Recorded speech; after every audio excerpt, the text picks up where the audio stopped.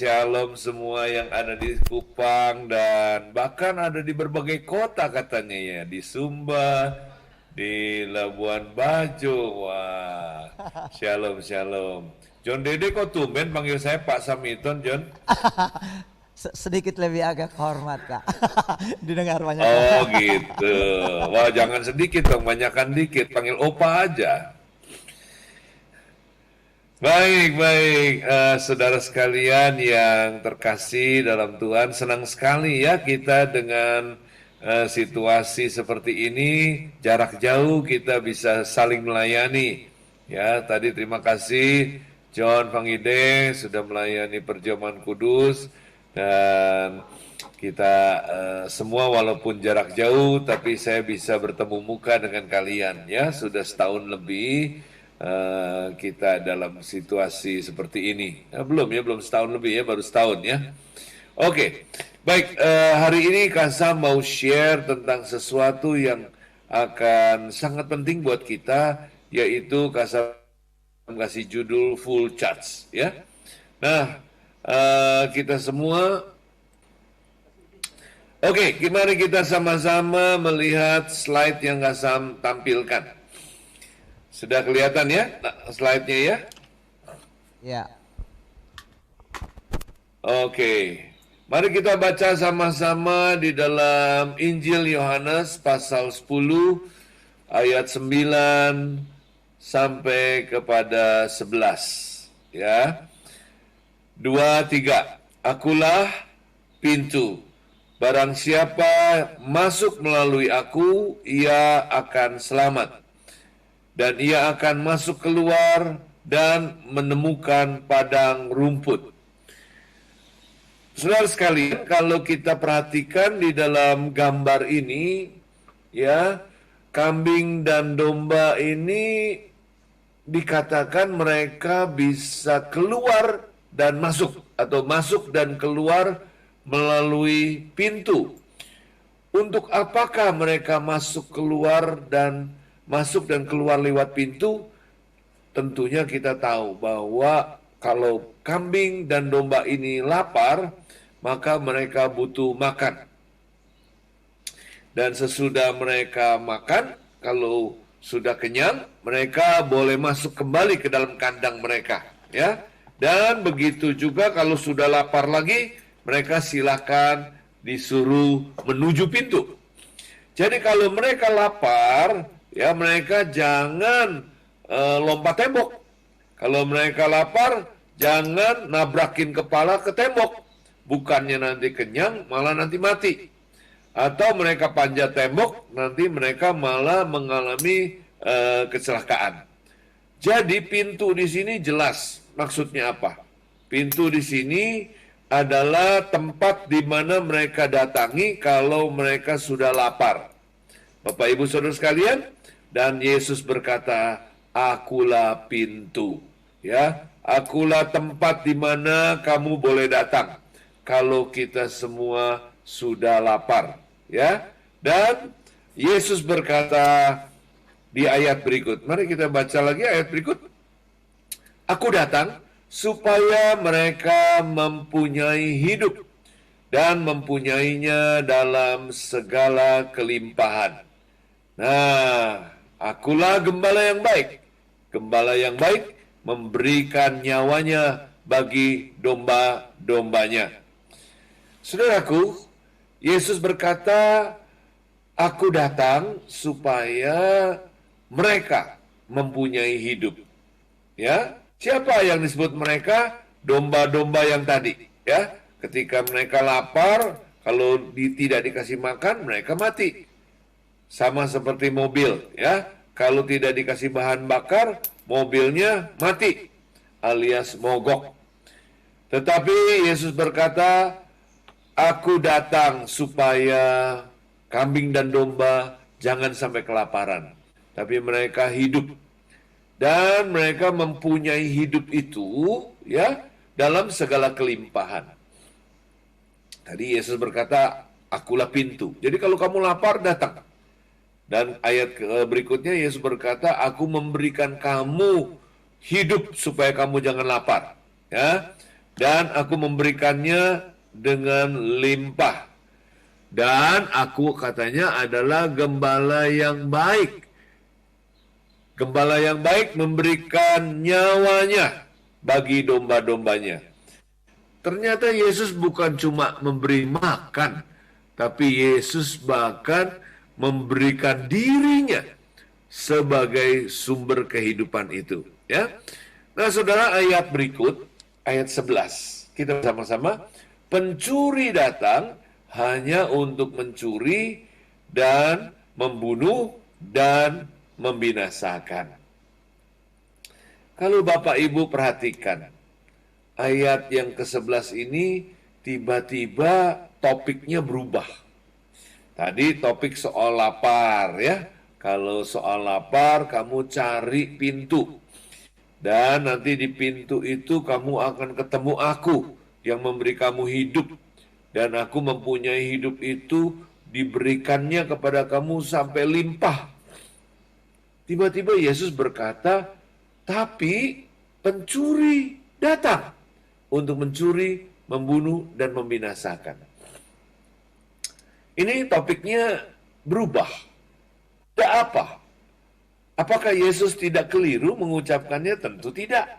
Nah, ada satu rahasia yang hari ini, pagi ini, saya ingin saudara semua bersyukur, bersukacita karena Tuhan akan bukakan, Tuhan akan berikan pemahaman ini supaya Bapak Ibu tidak tercuri. Ya, mari kita sama-sama tengok ayat berikut ini, gambar ini. Ya, semua makhluk butuh energi. Saya ajak saudara-saudara seiman, ya, ucapkan sama-sama saya, semua makhluk butuh energi. Ucapkan sama-sama, saya nggak kedengaran. Semua makhluk butuh energi, ya. Tentunya saya nggak kedengaran karena kalian semua di mute, ya. Baik, Bapak Ibu, kenapa saya katakan semua makhluk butuh energi? Kenapa? Karena ada satu pribadi yang tidak butuh, yaitu Tuhan. Tuhan tidak butuh energi. Apa sih yang disebut energi? Apa sih yang disebut sumber energi dan kita semua butuh? Bapak Ibu, ketika saya pagi-pagi ya menemukan saya punya gadget ini sudah lowbat, maka saya butuh mencari sumber energi. Ya. Dan gadget saya perlu kasih listrik lagi, dan kemudian saya recharge. Tahukah Bapak Ibu bahwa setiap makhluk ciptaan Tuhan itu sama seperti HP, ya? Kalau tidak diisi kembali, maka dia akan kehabisan. Dan kalau sudah habis, dia tidak bisa beroperasi. Sama seperti mobil, kalau tidak diisi bensin, mobil tidak dapat beroperasi. Bapak Ibu, makhluk yang Tuhan ciptakan paling sederhana adalah tanaman. Dan tanaman membutuhkan energi. Energi apa yang dibutuhkan? Energi materi. Kenapa saya sebut materi? Karena energi yang dibutuhkan adalah berupa air, berupa cahaya, berupa mineral-mineral di dalam tanah atau dalam air. Dan kalau tanaman tidak diberi energi, maka tanaman pasti mati. Dan tanaman selain dia butuh energi, ada lagi makhluk yang lain yang juga butuh energi, yaitu hewan. Hewan juga sama. Energi yang dibutuhkan energi materi. Butuh daging, butuh daun-daunan. Binatang juga butuh cahaya matahari, butuh oksigen, sama seperti tanaman, ya. Dan binatang juga butuh air untuk minum. Nah, saudara sekalian yang kekasih dalam Tuhan, binatang adalah makhluk tubuh, nggak punya roh. Itu sebabnya yang dia butuhkan energi materi. Beda dengan makhluk yang satu ini. Makhluk yang satu ini disebut di Alkitab itu malaikat. Malaikat adalah makhluk spiritual, Bapak Ibu. Itu sebabnya energi yang dibutuhkan adalah energi spiritual. Kenapa? Karena energi yang materi dia tidak butuh. Karena si siapa ini, si malaikat ini, dia tidak punya tubuh. Beda dengan binatang. Binatang punya tubuh tapi nggak punya roh. Kalau malaikat punya roh, nggak punya tubuh. Itu sebabnya malaikat tidak butuh makan nasi, tidak butuh makan ikan, tidak butuh makan apa-apa. Ya, energi yang dibutuhkan energi spiritual. Nah, Bapak Ibu coba perhatikan atau ucapkan bersama-sama saya. Malaikat makhluk roh tidak punya tubuh. Tapi kalau binatang makhluk tubuh nggak punya roh. Ya. Nah, malaikat ingat, malaikat bukan Tuhan. Jadi malaikat sama seperti manusia, sama seperti makhluk hewan, dia butuh diisi energinya. Dan malaikat terdiri dari dua partai. Satu partai putih, satu partai hitam. Partai putih kita kenal sebagai Jibrail, ya, ada Mikael, beberapa nama. Nama-nama yang lain saya nggak begitu paham. Dan kita nggak terlalu penting untuk hafalin nama-nama malaikat. Nah, di partai hitam, Alkitab menyebutnya dengan beberapa istilah. Ada setan, roh-roh jahat, ya, ada iblis, ya, itu nama-nama yang umum. Tapi di setiap negara, setan-setan ini punya nama sendiri-sendiri, ya. Di Eropa Timur namanya Dracula. Nah, di Indonesia beda lagi. Ya, ada yang namanya kuntilanak, ada yang namanya gendruwo kalau di Jawa, ya. Dan versi terakhir namanya suster ngesot. Ya. Nah, ini nama-nama malaikat partai hitam. Bapak Ibu, kita juga nggak usah terlalu pusing dengan nama-nama malaikat setan ini, tapi saya ingatkan, malaikat butuh energi. Kalau tidak dikasih energi, malaikat tidak bisa berfungsi, termasuk setan. Nah, pengertian ini Kasam baru peroleh, baru paham kira-kira 10 tahun lalu. 10 tahun lalu, ya. Selama ini Kasam belum pernah sadar, belum pernah paham, karena di gereja juga nggak pernah diajarkan bahwa malaikat ini ya butuh recharge, kayak HP. Dulu Kasam pikir malaikat itu dan setan itu sepertinya seolah-olah mereka selalu bagus baterainya, nggak pernah habis. Baru Kasam diberi pengertian oleh Tuhan bahwa malaikat juga makhluk. Nah, ini mari kita lihat Bapak Ibu, ada satu makhluk lagi yang istimewa, namanya manusia. Coba lambaikan tangan ke Kasam, yang manusia yang ada di sini, wah, yang ada di mana-mana, ya. Nah, Bapak Ibu, yang namanya manusia kita butuh dua jenis energi. Energi materi dan energi spiritual. Tuhan Yesus berkata manusia tidak hidup hanya dengan roti saja, tetapi juga dengan firman yang keluar dari mulutnya Allah. Roti itu mewakili energi materi. Manusia sebenarnya bukan cuma butuh roti, butuh napas juga, butuh air minum juga, ya, butuh cahaya. Ini semua energi materi. Tapi katanya manusia juga butuh firman yang keluar dari mulutnya Allah. Ini adalah energi spiritual, Bapak Ibu. Nah, mungkin ada yang bertanya, energi spiritual seperti apa ya, Kak? Energi spiritual sama seperti energi materi, ya. Energi materi, listrik itu energi materi. Cahaya itu energi materi. Energi spiritual sama, ya. Cuma energi spiritual nggak bisa diukur pakai voltmeter, nggak bisa diukur pakai ampere meter, nggak bisa, ya, nggak bisa diukur pakai termometer. Kenapa? Karena ini rananya ranah spiritual. Nah, Bapak Ibu teman-teman, manusia kenapa butuh dua jenis energi? Kenapa? Karena manusia adalah makhluk roh punya tubuh. Kalau hewan makhluk tubuh nggak punya roh, malaikat makhluk roh nggak punya tubuh. Nah, manusia punya dua-duanya, ada roh dan punya tubuh, ya. Manusia adalah makhluk roh.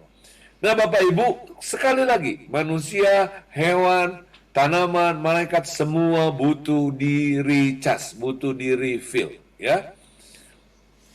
Mungkin ada yang bertanya kepada Kasam, Kasam, dari tadi nyebut energi, emang ada ayatnya?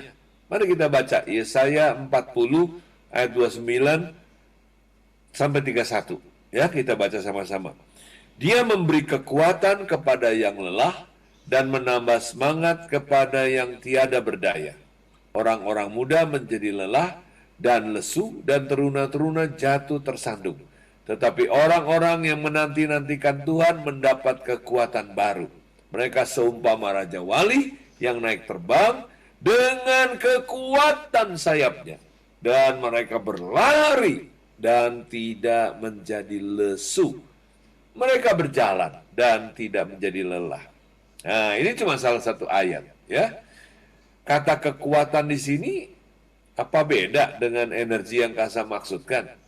Pasti Anda setuju kalau Kasam ganti, ya. Dia memberi energi kepada yang lelah dan menambah semangat, ya, recharge kepada yang tiada berdaya. Artinya nggak berubah kan? Bapak Ibu, kata kekuatan di Alkitab, kuasa Allah, ya, kekuatan Allah, itu adalah energi yang Kasam maksudkan. Ya, energi memang kata yang lebih kekinian. Dan Alkitab berkata, mereka, ya, yang lelah dan lesu ini perlu di-recharge. Caranya gimana? Menanti-nantikan Tuhan. Mereka akan mendapat energi yang baru. Ya, di Alkitab memang seringkali kita mendengar kata urapan, kita mendengar kuasa, ya. Sama Bapak Ibu. Setiap kita ingat bukan cuma kalau lagi KKR, bukan kalau lagi puasa kita di-recharge, tapi kita di-recharge setiap hari. Mari kita akan sama-sama belajar lagi beberapa prinsip pada pagi ini. Alkitab mengajarkan kepada kita kalau kita ini caranya recharge gimana? Caranya recharge itu satu-satunya yaitu kita terkoneksi. Dan terkoneksi itu menurut Alkitab itu dengan cara menyembah. Bapak Ibu, ketika kita menyembah, maka kita diisi kembali. Nah, kata menyembah di Alkitab nggak selalu artinya cuma bahasa roh, Bapak Ibu. Nggak selalu juga dengan musik tertentu. Alkitab menggunakan kata-kata tunduklah, percayalah. Itu artinya menyembah. Itu artinya terkoneksi. Cintailah Tuhanmu, kagumilah, puji Tuhanmu, berharaplah hanya kepada Tuhan. Ini artinya menyembah. Kalau di ayat yang tadi kita baca, menanti-nantikan itu artinya menyembah. Ya, artinya kita terkoneksi. Ada kesalahan paham, ya, di banyak kalangan orang Kristen, khususnya di karismatik nih, Pentakosta. Seolah-olah kalau belum dalam bahasa roh, dia belum menyembah. Ya, kalau enggak lagi lama-lama gitu, dia nggak menyembah. Keliru Bapak Ibu. Ya, itu juga menyembah.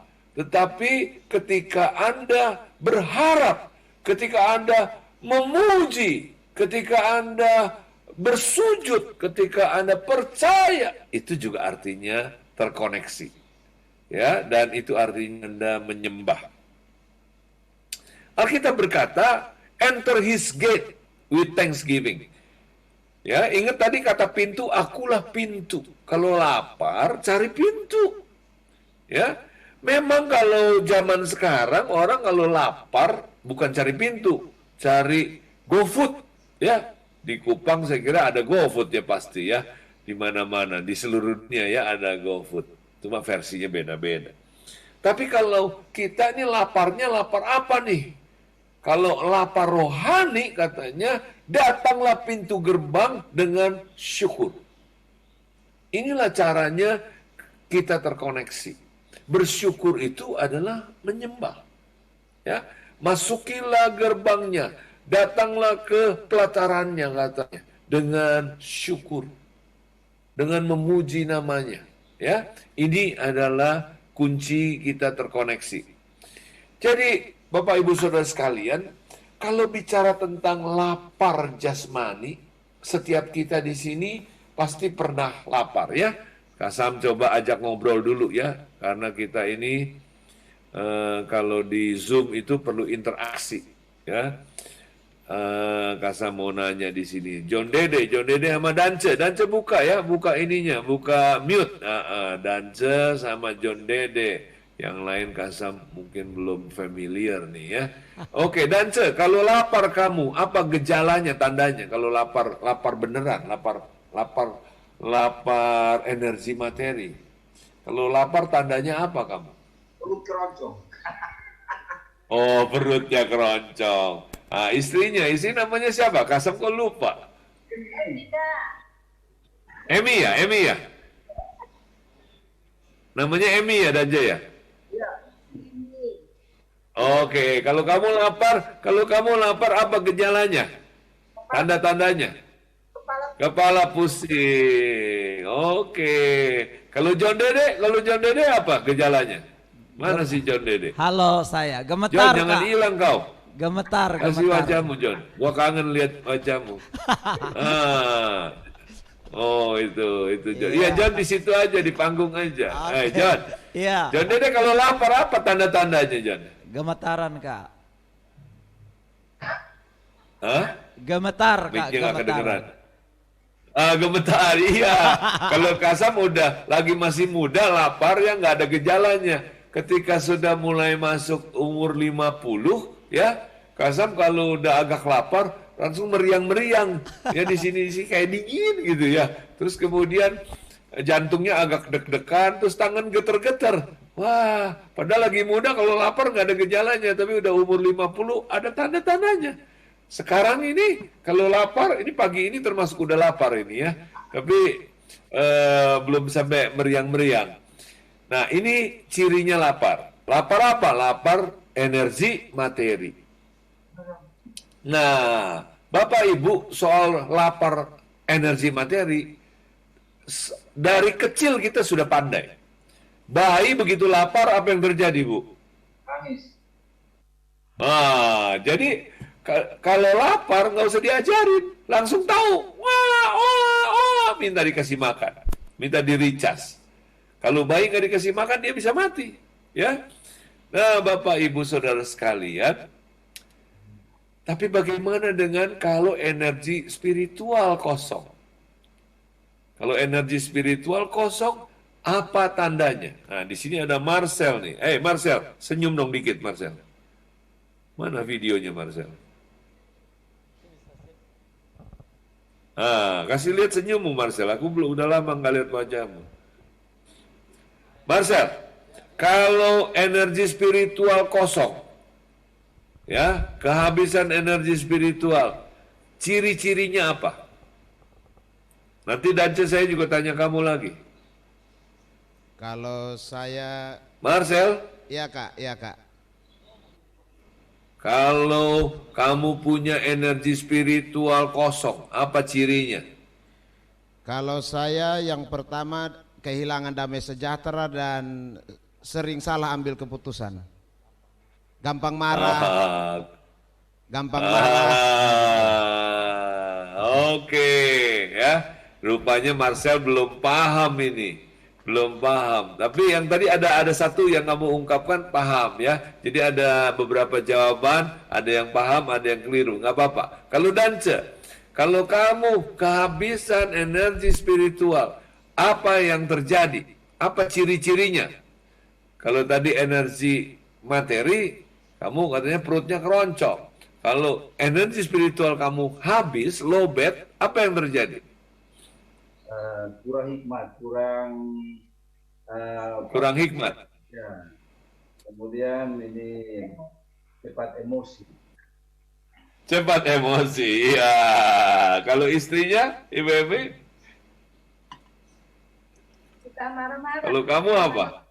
Marah-marah. Oke.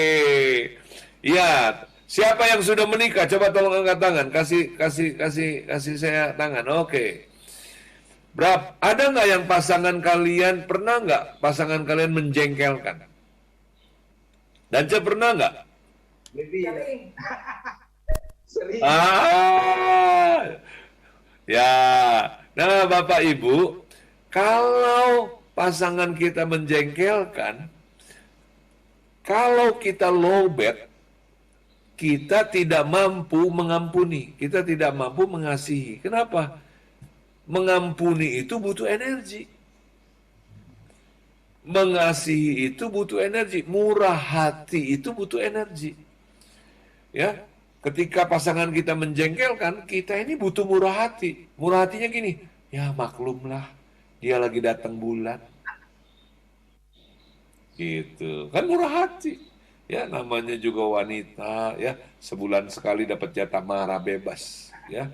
Gitu. Boleh marah sebebas-bebasnya. Itu artinya kita murah hati. Dan kita juga lemah lembut. Ya, dan kita juga mengampuni dan tidak menyimpan kesalahan. Dan kita juga tetap ada damai sejahtera dan tetap sukacita.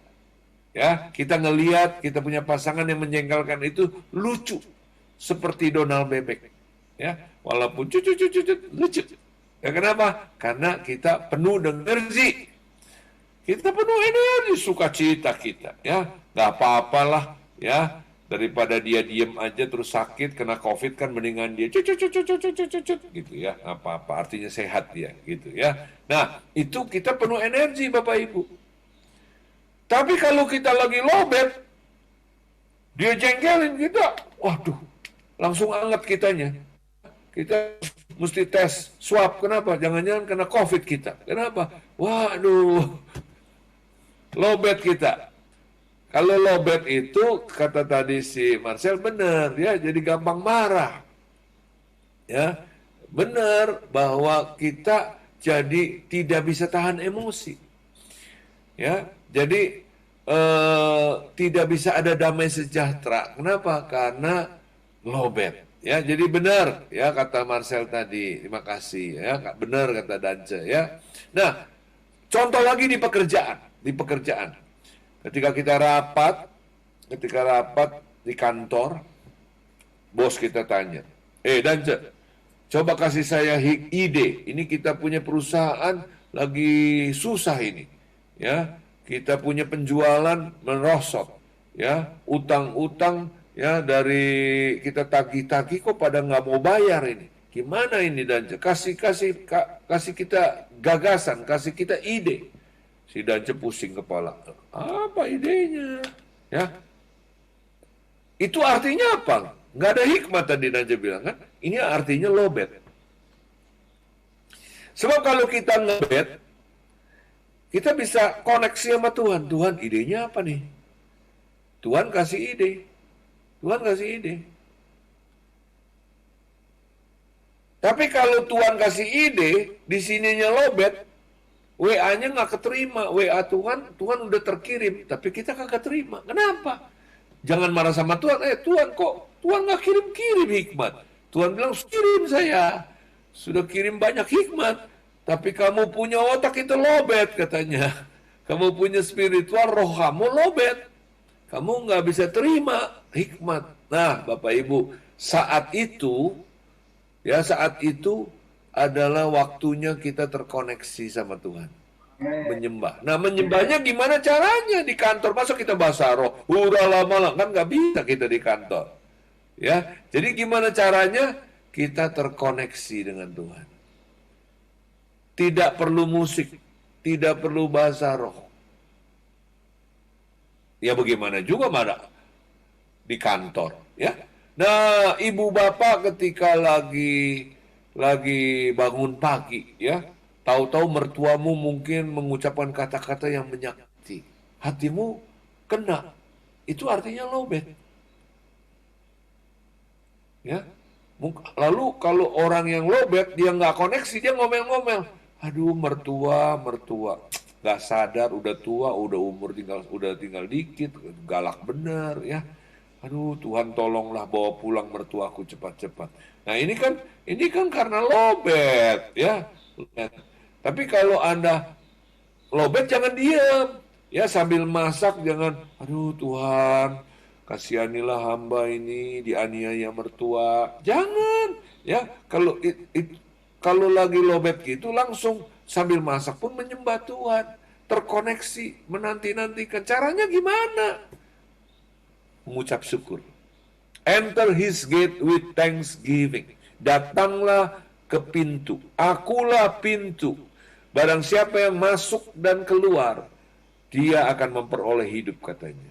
Artinya apa? Di sini kalau Anda lapar rohani, langsung koneksi dengan Tuhan Yesus. Ya, masuk, akses. Yesus adalah akses. Bahasa kekiniannya namanya login. Akses, login. Ya, terkoneksi itu bahasa kekiniannya. Ya, siapa yang paham? Lambai tangan. Siapa yang paham? Berapa banyak yang paham? Oke. Nah, Bapak Ibu, ketika kita terkoneksi, kita langsung diisi oleh Tuhan. Langsung diisi. Ya, apa iya? Iyalah, kan Yesus berkata, aku datang memberi hidup dan hidup yang berkelimpahan. Ya, kan Tuhan masa di kantor, aku cuman, Tuhan aku ngucap syukur, kok aku lowbat Tuhan, bosku lagi butuh hikmah, kok aku lowbat Tuhan, aku ucap syukur, terima kasih Tuhan. Ya, nah, apakah energinya langsung dapat? Langsung. Bapak Ibu, Tuhan itu nggak pelit, Tuhan tuh nggak pakai lama, ya, Tuhan nggak pakai lama, nggak pakai pelit, dan nggak pakai bayar. Ya, bilang sama sebelahmu, nggak pakai lama, nggak pakai bayar, nggak pakai ribet. Amin. Ya, nah Bapak Ibu, jadi kita dapat koneksi kepada Tuhan Yesus sebagai sumber, sebagai pintu, sebagai akses kapan saja. Ya, jadi begitu kalian kesel, itu tandanya lowbat. Sebab untuk sukacita, untuk damai sejahtera, itu kalau kita full charge. Kalau kita full charge itu, ya ada badai, ada pandemi, ya, lihat rekening, tinggal 100.000. Kalau kita full charge, kita tenang. Kenapa? Karena kita full charge. Tapi kalau Anda, ya, lagi lowbat, ngeliatin rekening masih ada 20 juta juga udah cemas. Waduh, kok tinggal 20 juta? Anda cemas. Cemas itu tandanya kalau lowbat. Ya, khawatir itu artinya lowbat. Lalu gimana? Ya isi dong. Jangan nunggu hari Minggu, ya. Jangan nunggu di gereja ada jam doa puasa, jangan, diisi dong. Kapan saja lowbat diisi. Yang setuju bilang yes, amin, ya. Nah, kita lanjutkan ya sharingnya. Teman-teman, saya mau latih dulu. Sekarang kita coba yuk angkat tangan semuanya, angkat tangan. Kita ngucap syukur, terima kasih Tuhan Yesus, terima kasih Engkau mati buat saya di kayu salib, terima kasih Engkau mengasihi saya, Engkau memelihara saya. Haleluya. Sambil angkat tangan Anda merasakan ada energi yang masuk. Ada energi yang masuk lewat kulitmu, lewat pori-pori, lewat pernapasanmu, lewat seluruh bagian hidupmu. Berapa banyak kalian bisa merasakan? Bisa merasakan ada energi yang masuk? Ya, dengan mengucap syukur, ya kalau di kantor nggak usah angkat tangan, mengucap syukur gini juga nggak apa-apa ya, cuma ini latihan. Ya, Anda latihan angkat tangan, Anda ngerasain energi masuk. Kasam bisa ngerasain energi itu masuk ke dalam seluruh permukaan kulit Kasam. Energi spiritual ada di mana? Ada di dalam alam semesta ini. Ini ciptaan siapa? Ciptaan Tuhan ini. Tapi nggak bisa diukur pakai alat. Karena kita nggak punya alatnya, tapi alatnya ada, roh kita. Anda bisa tangkap. Anda jangan bilang kalau KKR kok gue bisa ngerasain urapan ya. Kok kalau di ruangan begini nggak ada? Siapa bilang nggak ada? Anda nggak tahu. Dengan caranya mengucap syukur aja, Anda masuk ke akses kok, langsung login. Tuhan terima kasih. Kalau Anda yang belum terasa, belum bisa ngerasain, latihan sering-sering. Ya, ini energi yang masuk nih. Sekarang Kasam kasih tunjuk, rasain bedanya energi yang keluar, energi yang dibuang, ya. Coba sekarang gini ya, Anda pasti dalam hidup pernah punya pengalaman benci seseorang, marah kepada seseorang. Ya pastilah ya, entah itu suami, entah istri, entah itu siapa. Ya, coba sekarang kita marah, kamu kurang ajar, kamu kurang ajar. Coba deh, tangannya gini. Kalian akan bisa merasa energinya keluar. Kalian bisa merasa energi keluar. Bisa ngerasain? Bisa ngerasain ketika marah keluar, ketika mengucap syukur, masuk. Ya, makanya kalau orang habis marah-marah, mana ada yang senang. Orang habis marah-marah, capek gue. Ya kan? Kalau kita habis marah-marah capek kan?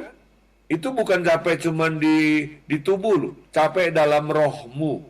Kenapa dia capek? Karena engkau sedang buang energi.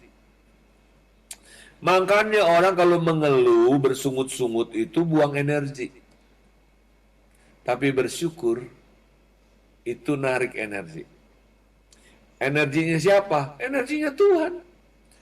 Ya, jangan pikir ini pelajaran klinik, pelajaran non-Kristen. Justru ini ajaran di dalam Alkitab. Tapi kita seolah-olah energi dan kuasa Allah cuma bisa diterima kalau ada hamba Tuhan berkata, receive, ya terima. Loh, saya setuju kalau hamba Tuhan itu juga distributor energi. Tetapi kalau nggak ada hamba Tuhan, kita bisa nggak langsung? Ya bisa lah. Bohong kalau Anda nggak bisa. Alkitab ajarin kok. Masukilah gerbangnya dengan thanksgiving. Katakan, setiap kita bisa dapat energi kapan saja dan langsung kepada pintu akses, yaitu Tuhan Yesus. Amin? Amin? Sekarang nanggap sampai situ? Minggu depan kita akan bahas lagi lanjutannya, tapi ini Kasan lanjutin dulu. Nah, tahukah setan itu punya masalah besar, Bapak Ibu teman-teman? Kenapa? Karena setan tidak lagi dapat akses. Karena Tuhan dan setan sudah end. Ya, passwordnya nggak dikasih ke setan. Padahal energinya ada di mana-mana. Tapi setan nggak bisa ambil. Anda jangan pikir loh, setan bisa menghasilkan energi. Nggak bisa. Kenapa? Wong setan makhluk kok. Setan butuh energi. Dia tidak bisa menghasilkan energi. Jadi nggak ada yang namanya kuasa setan tuh nggak ada. Yang ada apa? Setan operasional. Nangkep ya maksudnya ya. Mobil kalau ada bensin dia jalan. Itu bukan berarti mobil itu punya kuasa. Enggak. Mobilnya melakukan operasionalnya. Ya, mobil berjalan. Caranya berhentiin mobil gimana? Habisin aja bensinnya. Jangan dikasih lagi bensinnya. Berhenti itu mobil. Ya, mau traktor hebat kek, mau mesin apa hebat, jangan dikasih energi, mati itu mesin. Setan sama. Jangan terlalu kagum sama setan. Setan itu kalau nggak ada energi, dia cuma mobil rongsok namanya. Ya, onggokan besi tua. Mobil juga sama. Mesin-mesin hebat juga sama. Jadi Bapak Ibu, kita perlu siapa ini. Dari mana setan dapat energi? Karena dia nggak bisa dapat lagi sama Tuhan. Alkitab berkata, tadi kita sudah baca, dia harus terpaksa ganti profesi. Dia jadi pencuri. Kenapa dia mencurinya dari manusia? Dan apa jawabanmu? Kenapa dia mencurinya dari manusia? Kenapa dia nggak mencuri dari makhluk lain? Karena manusia itu adalah makhluk makhluk roh juga. Dia dapat Makhluk roh. roh. Kenapa dia tidak curi dari binatang? Karena manusia adalah bukan makhluk roh. Binatang tidak punya roh. Kenapa dia tidak curi dari binatang? Karena binatang tidak punya roh. Binatang tidak punya roh, jadi binatang nggak punya cadangan energi spiritual. Baik. Nah, kenapa dia tidak curi dari malaikat putih? Karena kan tidak ada connect lagi karena dia sudah dilemparkan ke dalam dunia.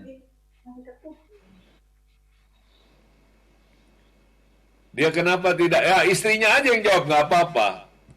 Boleh gantian. Pulang, Kak. Kenapa dia tidak curi dari Mikael dan Jibrail dan malaikat putih? Karena malaikat putih itu posisinya di surga, dapat energinya dari Tuhan. Karena itu lawan putih dan hitam itu baku lawan. Baku lawan. Ya mereka baku lawan, benar. Tidak bisa mencuri sebab mereka baku lawan. Oke. Nah, Bapak Ibu sekarang ngerti ya, kenapa setan harus mencuri dari manusia. Karena manusia satu-satunya makhluk yang ada kemungkinan bisa dicuri. Kalau malaikat putih dia tidak bisa mencuri. Ya, kepada Tuhan, mana mungkin Tuhan bisa dicuri. Lalu dia curi dari binatang, binatang nggak punya cadangan, ya. Nah, sekarang saya mau nanya sama John Dede. John Dede, Iya. kalau pencuri datang, dia mencuri rumah yang ada hartanya atau yang tidak punya harta? Yang ada hartanya dong, Kak. Dia suaranya nggak keluar si John Dede. Oh iya. Kalau pencuri, dia curi rumah yang banyak harta atau yang tidak ada harta? Yang ada harta lah, Kak. Kenapa kalau dia yang nggak ada harta, emang kenapa pencurinya? Dia mau ambil apa, Kak? Nggak ada apa-apanya. Jadi kalau ada copet mencuri John Dede dan John Dede di dompet tidak ada uang, itu copet namanya copet apa? Copet sial, Kak. Copet sial. Itu namanya copet baru belajar, ya. Oke. Nah, John Dede, Kasam mau nanya, kalau di antara manusia di dunia ada dua kelompok, ya, yang percaya Tuhan dan yang tidak percaya Tuhan, yang mana yang banyak energinya? Yang percaya Tuhan yang banyak energinya.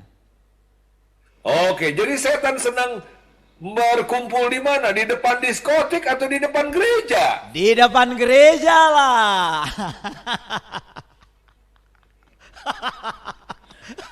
Nah, ini Luar biasa. kebenaran yang seringkali kita Benar. lupa, bahwa kita pikir setan lebih banyak kumpul di diskotik daripada kumpul di depan gereja. Betul. Lupa kalian bahwa yang di depan diskotik orangnya udah nggak ada energi itu semua. Itu sebabnya di diskotik itu kalau setan mau ambil energi, dia harus membunuh. Karena nyawa itu juga termasuk energi.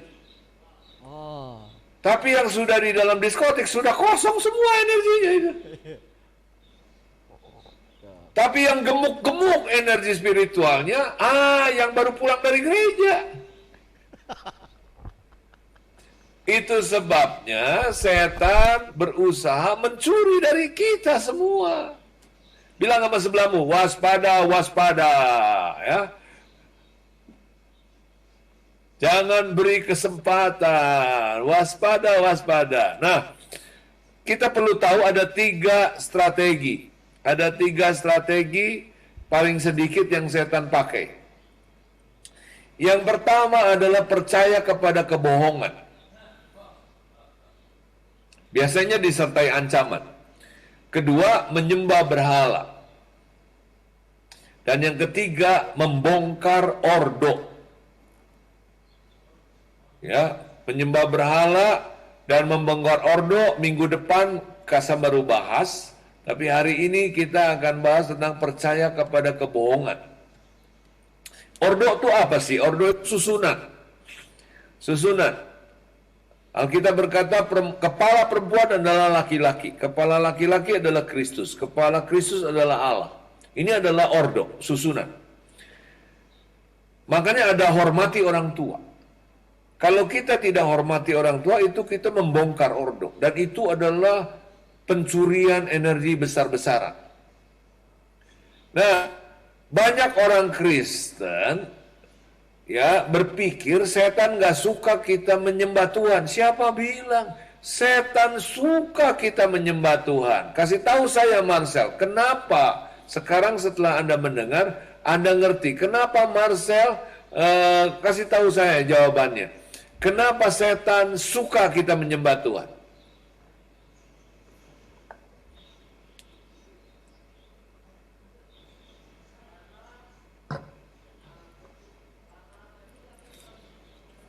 Marcel, nggak kedengeran.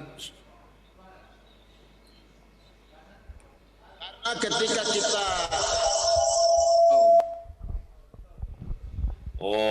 Kalian pakai mic di situ. Karena ketika kita menyembah Tuhan, itu artinya kita terkoneksi Nah, dengan itu. Tuhan. Jadi kita memperoleh energi. Kalau kita sudah memperoleh energi, itu berarti peluang bagi setan untuk bisa mencuri dari kita. Setan tahu bahwa kita punya energi sekarang. Marcel, taruh tanganmu di sini, Marcel. Marcel, taruh tanganmu di sini. Tak sangka tak nyana, ini anak pinter sekali. Ya, iya pinter ya. Jadi teman-teman, kita seringkali dipikir bahwa setan gak suka kita menyembah. Salah. Kasam sekarang sudah tahu, setan gak pernah menghalangi kita menyembah. Setan malah suruh kita isi full. Kenapa? Karena kalau kita nggak isi full, nggak ada yang dikasih ke dia. Dan kalau dia nggak ada energi, setan nggak bisa kerja. Itu sebabnya Kasam lihat orang Kristen makin banyak berdoa, kenapa setan sekarang makin aktif? Bukan berarti kalian jangan sedikit berdoa, bukan. Yang kita perlu lakukan adalah jangan jadi donatur. Jangan jadi Anda power bank-nya setan. Bilang sama sebelahmu, jangan jadi power bank-nya setan. Jangan jadi donatur energi buat setan, ya. Ada yang bilang amin? Amin, ya. Caranya gimana? Caranya kita tahu strategi dari setan, ya, yaitu setan seringkali menggunakan kebohongan. Mari Kasam jelaskan beberapa contoh. Saya nggak tahu di Kupang sana atau di daerah Indonesia Timur ada nggak kebiasaan. Biasanya ini kalau di Pulau Jawa, kalau kita berhenti dalam perjalanan kan kita mau cari WC nggak ada, ya kita cari rest nggak ada, lalu kita berhenti parkir mobil di pinggir jalan, kita cari pohon, kita mau buang air kecil kan? Iya. Ya. Kita mau buang air kecil. Biasanya Dance kalau di daerah Indonesia Timur kita mau buang air kecil, kita mesti ngomong apa dulu? Permisi. Permisi. Kalau di Jawa, permisi. Anak babi mau kencing. Gitu kalau di Pulau Jawa. Kecil kok. Jadi di Indonesia Timur ada nggak kebiasaan gitu? Kenapa? Oh, di pohon itu ada penunggunya sebelum kamu kencing, katanya kamu permisi, ya. Nah, kita yang lagi kencing, daripada gua nanti kena penyakit. Permisi, anak babi mau kencing.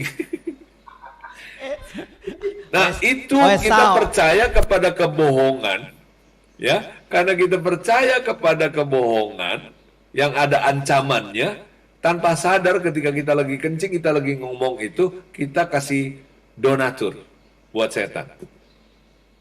Nangkep ya? Tapi itu setan kelas Pak Ogah. Setan yang kelas 2000 itu. Ya, kalau kita lagi nyetir mobil, supir-supir ya, supir-supir antar provinsi biasanya dikasih tahu, kalau kamu lewatin jalan itu yang rada turun, ujungnya ada jembatan, di sebelah kanannya ada pohon beringin, ya, sebelah kirinya lagi nanti habis turun jembatan itu ada sungai, terus kemudian kesananya ada jurang, itu mesti klakson 3 kali. Kenapa? Itu angker, ya, ada penunggunya. Jadi kalau lu klakson 3 kali, ya, lu aman, lu permisilah sama yang penunggu daerah itu, ya. Supir-supir, daripada gua kecelakaan katanya, gua pencet, tet, tet, tet, aman lah dia.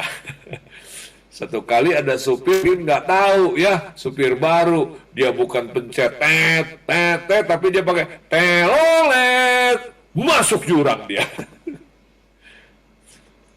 Lalu ada yang bilang, tuh kan, ya. Nah, teman-teman, bisa nggak sih setan bikin mobil kecelakaan? Jawabannya bisa. Kenapa? Dia punya energi, dia ambil, dia pakai untuk sesuatu. Ya. Tapi perlu nggak kita percaya? Bagaimana dong kita anak-anak Tuhan yang lewatin jalanan itu? Ya janganlah. Dalam nama Yesus, saya nggak percaya. Lewat aja. Ya. Tanpa sadar kita pencet klakson, tet, tet, tet, kita nyumbang. Itu kayak dipalak tuh. Kayak dipalak. Nangkep ya? Terjadi transfer energi. Karena kita percaya. Nah, banyak mitos-mitos zaman dulu. Kalau gila hamil, jangan pegang gunting. Nanti anaknya bibirnya sumbing katanya. Itu ada mitos-mitos seperti itu. Dan ketika kita percayai, kita nyumbang donatur. Ya, banyak mitos-mitos lainnya yang Kasam nggak usah cerita. Tapi ada nggak mitos-mitos yang seperti ini, kebohongan-kebohongan di dunia gereja? Banyak. Contohnya nih, ya, di dunia gereja yang sekarang Kasam suka lihat. Toko gua kok nggak laris ya? Panggil pendoa, panggil pendoa. Oh, pendoa bilang, wah kita mesti urapi nih pintunya. Ya, kita mesti urapi 4 sudut tokonya. Ya. Supaya apa? Datang berkah. Itu kebohongan atau kebenaran? Itu kebohongan.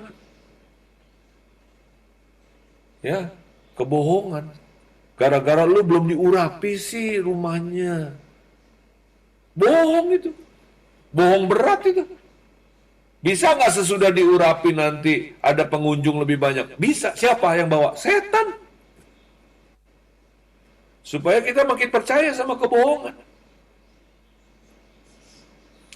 Bapak Ibu, berkat itu bukan dari minyak. Berkat itu dari imanmu kepada Tuhan. Ada yang bilang amin? Dan juga tokomu kalau rame, makanannya yang bikin yang enak. Makanan kagak enak mau diapain juga imanmu bagus juga tetap gak laku. Ya, jadi kalau restoranmu supaya laku ya makanannya mesti enak, pelayanannya mesti manis, ya, dan imanmu berserah kepada Tuhan. Restoranmu rame. Nah, Bapak Ibu, ya, kalau lagi pandemi, kita semua rame-rame sepi. Jangan salahin Tuhan, enggak, emang lagi begini, emang lagi sepi. Ya, lagi badai namanya. Tapi imanmu kepada Tuhan. Rame atau sepi, saya tetap percaya pada Tuhan. Nah, boleh nggak kita ngurapi rumah pakai minyak? Ya boleh lah. Direndam juga boleh, restorannya sama minyak, semuanya direndam. Tapi nggak ada hubungannya sama rejeki. Nggak ada hubungannya sama rame. Zaman dulu ada, di depan pintu mesti pakai kayu salib. Supaya apa? Supaya nahan setan nggak masuk rumah katanya. Pernah kan kita dengar di gereja ada yang percaya gitu? Bohong atau benar? Bohong. Setan nggak takut sama tanda salib. Boleh nggak di rumah kita pasang kayu salib? Ya boleh lah. Mau ada 1000 tanda salib juga boleh, itu rumah-rumahmu. Tapi ada nggak hubungannya sama nolak setan? Nggak ada. Itu kebohongan. Ya, ada lagi nih ajaran di dunia gereja. Ya, kalau kamu punya rumah baru, mesti diberkati sama pendeta, sama gembala sidang. Kalau sama wakil gembala, ya berkatnya separuh juga, wakil juga katanya. Jadi mesti gembalanya. Itu bohong atau benar? Bohong. Ya, bohong. Kenapa? Yang berkati kita bukan hamba Tuhan, yang berkati kita Tuhan Yesus. Ya. Jadi kalau Anda punya rumah baru, ya mau undang pendeta boleh. Kalau pendetanya nggak sempat ya nggak usah lah. Persekutuan, kumpulin teman-teman, Anda berkati bersama, ya, supaya rumah itu kita persembahkan kepada Tuhan. Nah, contoh lagi. Kasam dulu belajar tentang mengusir setan itu, sempat juga kita terpengaruh sama ajarannya Winworley. Winworley itu ngajarin bahwa kalau kita ngusir setan perlu tanya nama setannya. Ya, dulu kita di LBC atau SPK juga gitu, kita pakai nama, ada roh marah, roh jina, roh apa, satu-satu kita usirnya. Ya, kelamaan. Kadang-kadang Kasam dapat order orang kerasukan setan datang ke kantor gereja, ya, waktu awal-awal Kasam tangani sendiri. Setan apa namanya? A. Setan A, keluar kamu. A. Setan A bunyinya A. Terus masih. Oke, sekarang berikutnya, setan apa namamu? B. Oke, setan B, dalam nama Yesus keluar. B. Berhubung dia namanya B, jadi bunyinya B. Terus kemudian berikutnya masih kode. Namamu siapa? C. Oke, setan C, keluar. C. Kadang-kadang bisa sampai 3 jam, 4 jam buat nangani satu orang. Berhubung setannya banyak. Lama-lama Kasam mulai mikir loh, emangnya gua ketua kelas ngabsenin satu-satu? Kebagusan amat tuh setan. Lama-lama gua jadi ketua kelasnya setan. Wah, kayaknya ketipu nih. Kasam bilang sama Kak Edi, ini kayaknya kita ketipu nih. Ya. Setannya keluar sih, tapi dia ambil energi kita. Soalnya capek banget. 4 jam, 3 jam, aduh capek banget. Oke, kita bikin percobaan. Satu kali ada orang datang kerasukan. Kasam bilang gini, saya nggak nanya kamu siapa namanya, dan saya nggak mau tahu jumlahmu berapa. Dalam nama Yesus keluar, nggak satu-satu, barengan. 5 menit beres, paling lama 10 menit. Wah, beneran bertahun-tahun kita nih ditipu. Dulu kita pikir dahsyat kalau sampai kita layanin satu orang itu 3 jam, ya. Lama-lama Kasam, ini kita ketipu nih. Sekarang kalau ada orang kerasukan setan, Kasam bilang, gua nggak nanya lu namamu siapa, gua nggak mau tahu nama lu siapa, ya. Saya juga nggak nanya jumlah lu berapa, keluar semua beramai-ramai sekaligus. Selesai. Nah, ini adalah setan itu suka mencuri dengan kebohongan-kebohongan. Udah ngerti sekarang ya, salah satu caranya kita tercuri. Pernah satu kali ya, kita cari kontrakan.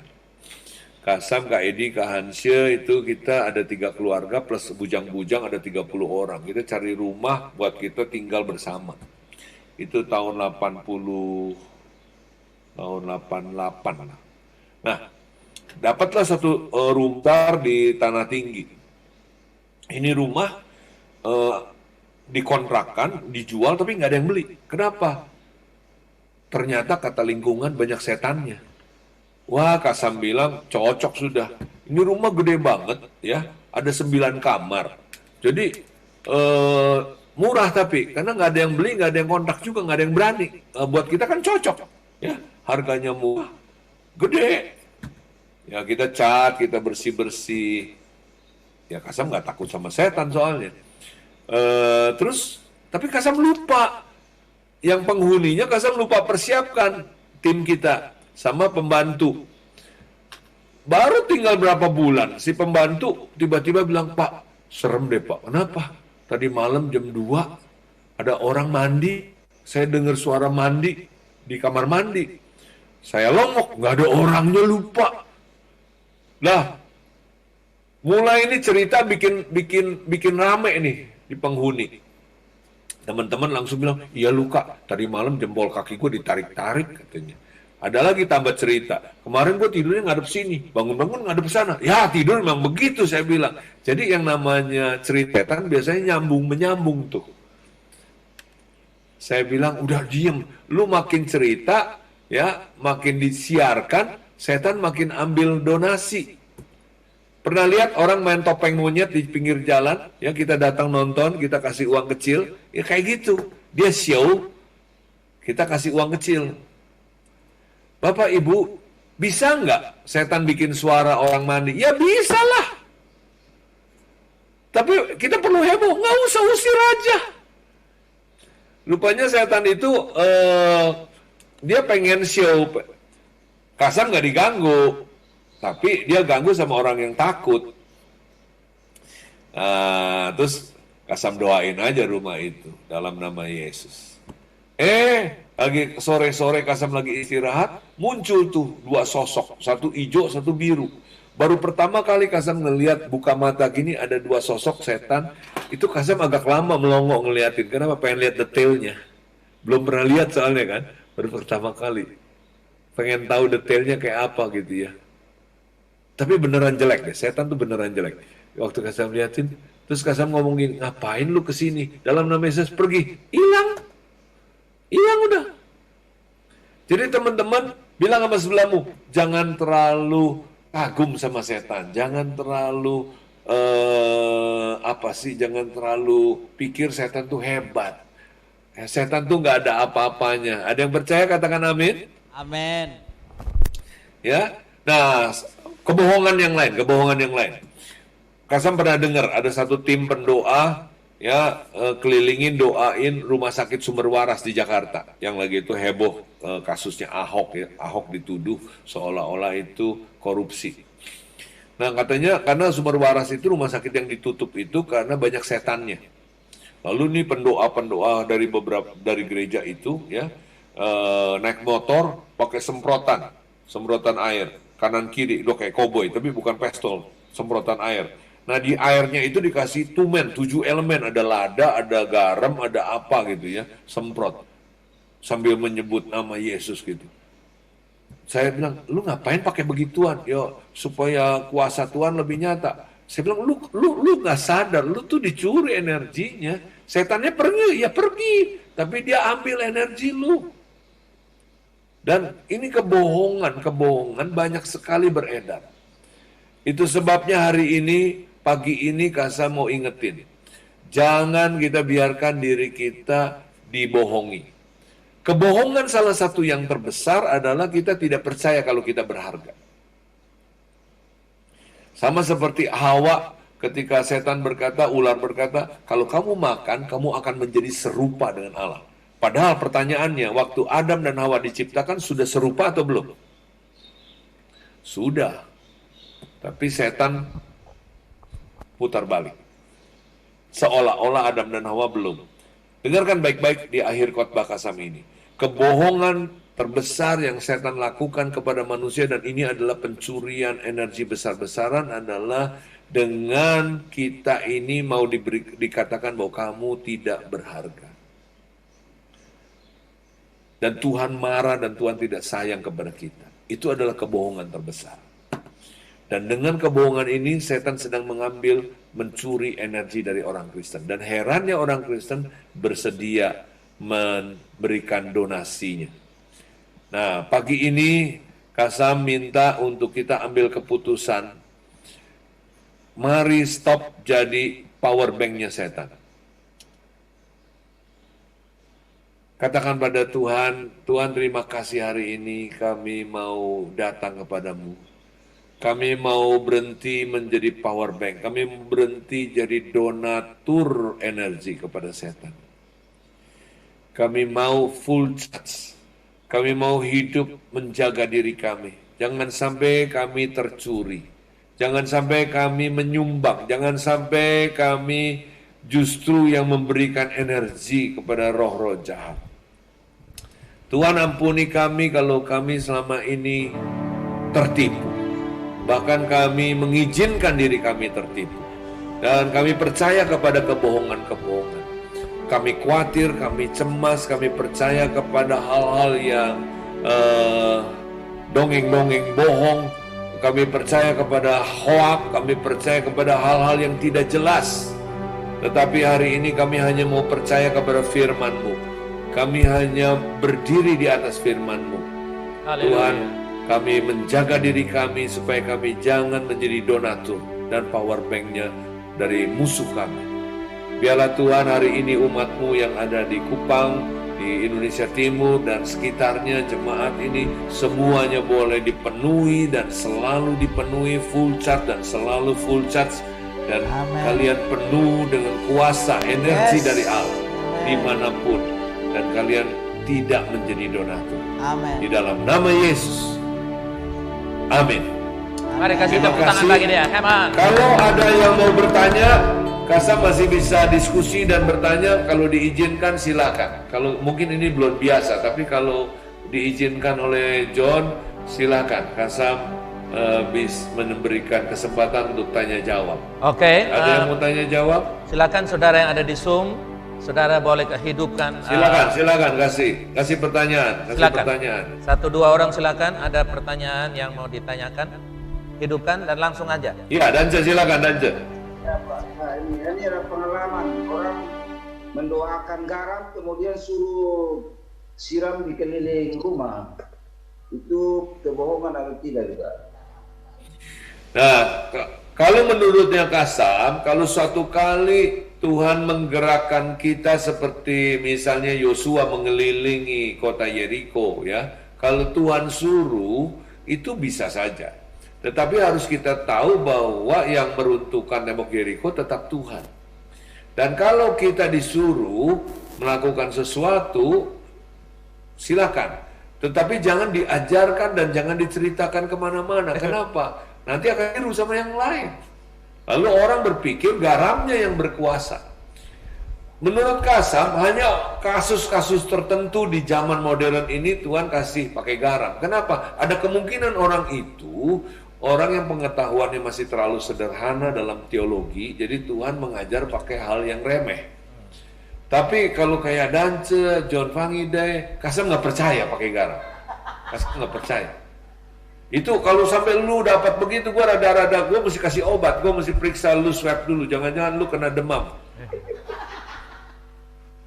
Tapi kalau ada ibu-ibu di kampung yang mungkin nenek Kasam misalnya zaman dulu tidak buta huruf, kan dia nggak pernah baca Alkitab, nggak bisa baca juga karena dia buta huruf. Tapi dia percaya Tuhan. Lalu suatu hari Tuhan ngajar dia pakai yang sederhana, ambil garam, sebut nama aku, nanti ya terjadi misalnya sumur yang kering tiba-tiba berair. Itu mujizat. Bisa, karena itu nenek saya, dia intelektualnya rendah. Bisa Tuhan pakai. Tapi kalau Dance, gue nggak percaya. Rasanya lu demam itu, gitu. Kalau Dance, Tuhan suruh baca Alkitab, gitu. Ya, jadi ini jawaban yang paling bijaksana. Ya, cukup bisa menjawab itu. Ayo, siapa lagi? Supaya ini dipahami tentang, karena ini kebenaran seringkali orang Kristen banyak belum paham. Ayo silakan. Masih ada lagi yang mau tanyakan? Bisnis dengan pelayanan terkuras. Ya, minggu depan kita bahas yang ordo dan sebagainya. Ada lagi yang mau bertanya? Silakan. Marcel. Cukup. Kak. John Dede. Cukup, Kak. Ada mau bertanya, John? Hah? Cukup. Oke, kalau tidak ada, saya serahkan kembali. Makasih, Tuhan berkati. Ya, Ayo kasih tepuk tangan. Tuhan berkati. Haleluya. Amin.